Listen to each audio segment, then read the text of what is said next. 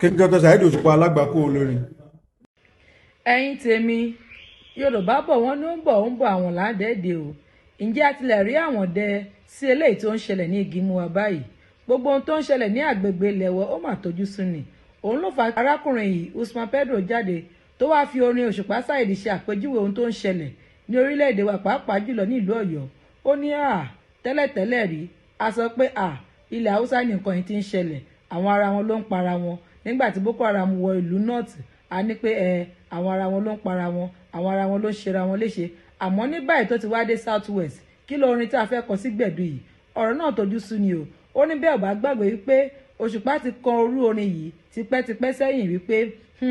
tábà ní kò kàn mí kò dé ọ̀dọ̀ mi kò ṣẹlẹ̀ séèyàn lẹ́ a sọ pé kò kàn mí o wípé láburú òní kan ọ̀dọ̀ wa o àmọ́ kí lóhun tí a fẹ́ ṣe sọ̀rọ̀ tó wà nílẹ̀ yìí kí làwọn ìjọba wa fẹ́ ṣe ìrànlọ́wọ́ wo ni wọ́n fẹ́ ṣe fún wa ní ohun tó ń ṣẹlẹ̀ ní àgbègbè ilẹ̀ Yorùbá yìí torí pé kí ni ọ̀rọ̀ yìí ó tójú sú ni o ẹ jẹ́ ká jọ gbọ́ láti ẹnu Usman Pedro níbi tó ti ń sọ ọ̀rọ̀ tó ti ń yọ̀nà ọ̀rọ̀ náà pé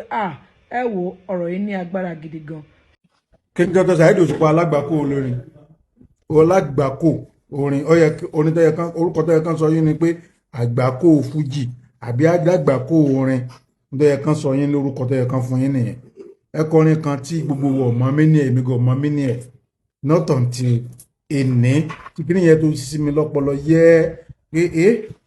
àbí tí màá yìí mí nìyẹn ṣé tí màá yìí mí nìyẹn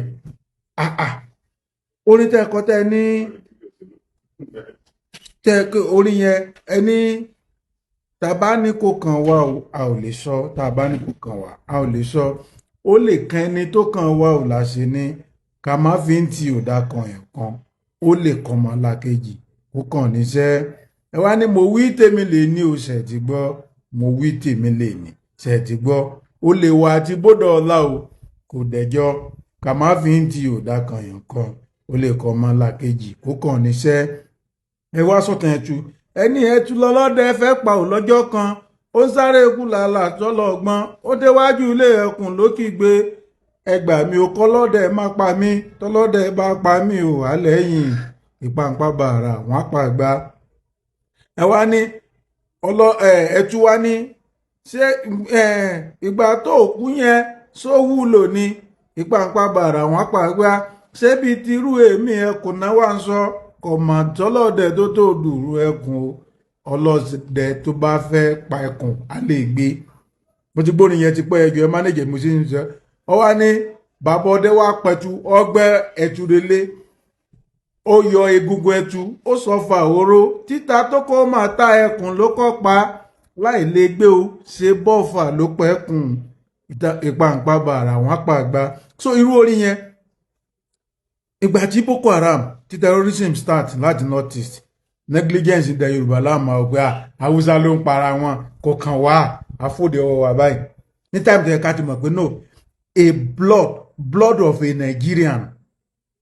means a lot to the whole country gbogbo wa ntọ́ba ti ṣẹlẹ̀ sí ọmọ Nàìjíríà ẹ̀yọ kan gbogbo Nigerians ló ṣẹlẹ̀ sí gbogbo wa dákẹ́ Haúsá ló ń para wọn kí ni ìyẹn ti wá move from north east to north west to north central now from north central torí gbogbo ìgbà tó ṣẹlẹ̀ tí wọ́n ń gbé wọn Kwara state gbogbo àwọn ará south west fún ọlẹ́rán ní táàsán kankan now it's our turn ó ti wọ Ọ̀yọ́ state ó ti wọ south west wà báyìí ká ní gbogbo bó ti ń ṣẹlẹ̀ ńgbà yẹn gbogbo wa la gbogbo ta ni kò ní kọ́ mọ́ làkejì kó wá padà kàn wá náà ó ti wá kàn wá gbogbo táwa máa sọ pé kò ní ọlọ́run sá máa jẹ́ ọkẹ́ bí mi àwọn tó kẹ́ bí wọn náà ṣe the same prayer yẹn sálọ lọ́wọ́ gbádùn àwọn ni àwọn tó kẹbi wọn àbáwọn tó kọ àwọn ọmọ wọn ṣé wọn àárín wọn ṣàdúrà tó ní wọn lọ church àbí wọn lọ mọ́sálásí sáwọn tó níṣẹ̀ṣe nínú wọn ṣé wọn ń bọ fáwọn bọ gbogbo ẹ̀ ní. now wọn ti ẹwọ wọn kankan du ọmọ èèyàn bí ẹran ilé wo fídíò yẹn wọn dẹ̀ porúkọ Ọlọ́run bisimilayi Allah akbar wọn dẹ̀ ń dúnyàn èèyàn àfa ilẹ̀ Yorùbá ẹ̀dẹ̀ dálé ẹ̀ẹ́dẹ̀ tètè dì sónà àwọn bíbí pé wọ́n ń ṣe mùsùlùmí ẹ̀ sọ anything gbogbo wa wá dúró pé kò kàn wá ó dẹ̀ ti wọ́gí mú wa báyìí ntáyé àwa Yorùbá táyé wa ta sínú tán wá ta ráìsì ní 500,000 kò ní lè mẹ́mí àtẹ́bí mi kò sí bó ṣe lè tó ó ti lè mọ́ everybody báyìí ó ti lè wọ everybody báyìí torí kò sí tó lágbára tó ju kú lọ kò sí nǹkan kan lẹ́yìn ikú lẹ́yìn kan kéèyàn bá ti kú báyìí kò sí nǹkan kan lẹ́yìn ẹ̀ mà ẹni tó bá síkì àásàdúrà kárẹ̀ ìyá ọlọ́sìn lè fún lálàáfíà bọ́ ẹni tó bá kú sẹ́lẹ̀ sàdúrà kó dìde náà ikú ti wá wọgi mú everybody wà báyìí kí wọ́n máa ta fún ẹni 10,000 per litre kò ní lè máwọn àtẹ́bí mi àwọn ọmọ ríra ayé ẹ ti bàjẹ́ gbogbo ẹni tẹ́ mọ́ rísìn yẹn ayé ti bàjẹ́ táìmù tó yẹ kí gbogbo wa ká gbé politics gbogbo ẹ̀kọ́ òsì tá à ń ṣe ká gbé sẹ́gbẹ̀ ká ètè focus lórí ogun tó ń jà wáyé because ogun ti wọlé báyìí sílẹ̀ Yorùbá ẹni tó bá sọ pé ogun ò tí ì wọlé ó ń tọ̀ gbọ̀ngàn ló ṣí èrè tó bá ń dúró tó ń ṣàdúrà àwọn tá káwọn ẹbí wọn náà ń ṣàdúrà tó bá jókòó pé àdúrà ni ó ràn àdúrà kọ́ torí gbogbo olùdáwà ti físìtì láyé àrí ibi tí Ọlọ́run ti rìn lórí títì wọn kò sádùúrà ní í ṣe ìjọba ní í ṣe ìjọba alábẹ̀kanjọ́ kan help wa lórí kinní yìí kán mọ́ pa wá tán ó tó di pé ìjọba máa wò pé náà káwọn wá solution ṣe sí i because ẹni tán pa family ẹ̀ ṣe tán dún family ẹ̀ ní òmù voters card pò ń fẹ́ lọ dìbò báyìí eléyìí ga o. ọ̀rọ̀ lẹ́gbọ́n látẹnu ẹ̀yẹn o kí lè ròǹgbà yín lórí ọ̀rọ̀ yìí torí pé kí ni ó tojú sí gbogbo wa o ẹ wá jẹ́ ká jọ wọnú comment section kí làwọn ènìyàn tilẹ̀ sọ nípa ọ̀rọ̀ yìí. Taylor sọ wípé King Saheed Òṣùpá is God's angel and messenger. God will continue to bless his memory. Prince Vibe sọ wípé Òṣùpá na old soul. He was here before. I love him so much. Ancestors Avenger sọ wípé no comparison. Òṣùpá is music beast. Musba Afolabi ní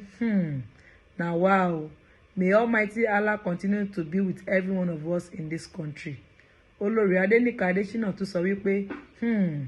bàbá ọ̀rọ̀ rèé o, I'm just crying, ẹ̀rù ń bà everybody. Neyo Icon ní we are in serious trouble now in Southwest. Malik sọ wípé ọ̀gá, your starting won't make I curse you, not until I finish watching this video. Abdulkarim Rufus sọ wípé Olúfimọ Ànábì Àríran. Second mommy ní exactly, no one expected this o, but we all thought we are safe in Yoruba land. Raftech sọ wípé let's go back to our roots, go do juju for body. Ẹ wo ó ní agbára o, a ní rí jù bẹ́ẹ̀ lọ lórí ètò lónìí. This is Digi Naija TV. Don't forget to subscribe to our channel. Bó bá ṣe máa lọ lábàámú àṣetì gbọ̀yìn ẹ ṣé o, ó dìgbà kan náà.